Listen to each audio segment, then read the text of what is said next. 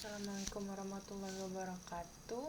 Saya Sabrina Marisa Rianza dari kelas X MIPA 5. Saya akan membawakan sistem pemisahan kekuasaan di negara Republik Indonesia. Kekuasaan negara merupakan kewenangan negara untuk mengatur seluruh rakyatnya untuk mencapai keadilan dan kemakmuran serta keteraturan. Menurut John Locke, kekuasaan negara ada 3 macam, yaitu 1. Kekuasaan legislatif, yaitu kekuasaan untuk membuat atau membentuk undang-undang.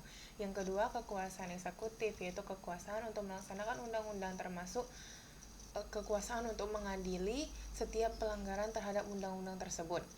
Yang ketiga ada kekuasaan federatif, yaitu kekuasaan untuk melaksanakan hubungan luar negeri.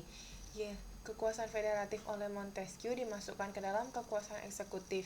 Fungsinya adalah untuk mengadili. Dijadikan kekuasaan yang berdiri sendiri ketika kekuasaan tersebut dilaksanakan oleh lembaga-lembaga yang berbeda yang sifatnya terpisah. Teori Montesquieu ini dinamakan trias politica. Pemisahan kekuasaan berarti kekuasaan negara itu terpisah-pisah dalam beberapa bagian, baik mengenai organ maupun fungsinya. Dengan kata lain, lembaga pemegang kekuasaan negara yang meliputi legislatif, eksekutif, dan federatif merupakan lembaga terpisah satu sama lain.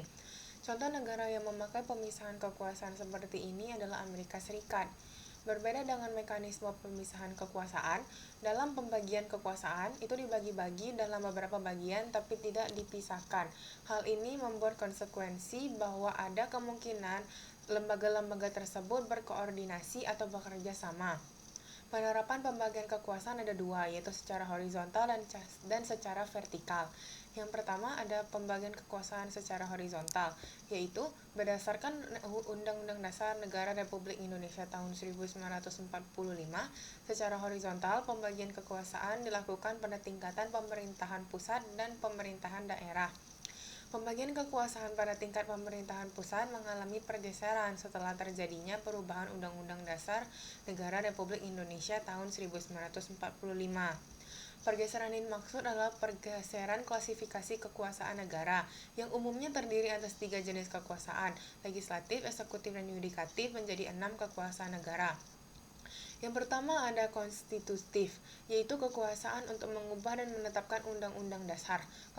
Kekuasaan ini dijalankan oleh MPR. Yang kedua ada kekuasaan eksekutif, yaitu kekuasaan untuk menjalankan undang-undang dan penyelenggaraan pemerintahan negara. Kekuasaan ini dipegang oleh presiden. Yang ketiga ada kekuasaan legislatif, yaitu kekuasaan untuk membentuk undang-undang. Kekuasaan ini dipegang oleh DPR. Yang keempat ada kekuasaan yudikatif atau yang disebut dengan kekuasaan kehakiman, yaitu kekuasaan untuk menyelenggarakan peradilan guna menegakkan hukum dan keadilan. Kekuasaan ini dipegang oleh Mahkamah Agung dan Mahkamah Konstitusi.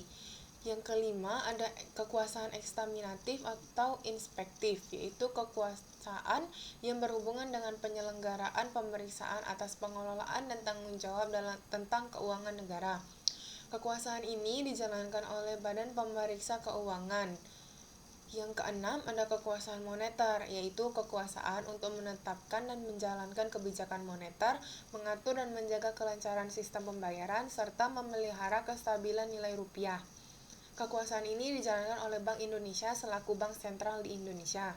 Pembagian kekuasaan secara horizontal pada tingkatan pemerintahan daerah berlangsung antara lembaga-lembaga daerah yang sederajat, yaitu antara pemerintah daerah, kepala daerah dan wakil kepala daerah, dengan Dewan Perwakilan Rakyat Daerah atau DPRD.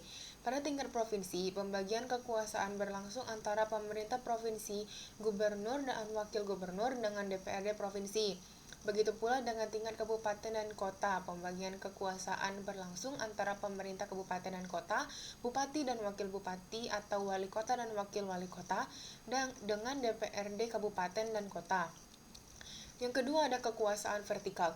Kekuasaan vertikal merupakan pembagian kekuasaan menurut tingkatnya, yakni pembagian kekuasaan antara beberapa tingkatan pemerintah pada pasal 18 ayat 1 Undang-Undang Dasar 1945 menyatakan bahwa NKRI dibagi atas daerah-daerah provinsi dan daerah provinsi itu dibagi lagi atas kabupaten dan kota, yang tiap-tiap provinsi, kabupaten, dan kota itu mempunyai pemerintahan daerahnya sendiri yang diatur dengan undang-undang.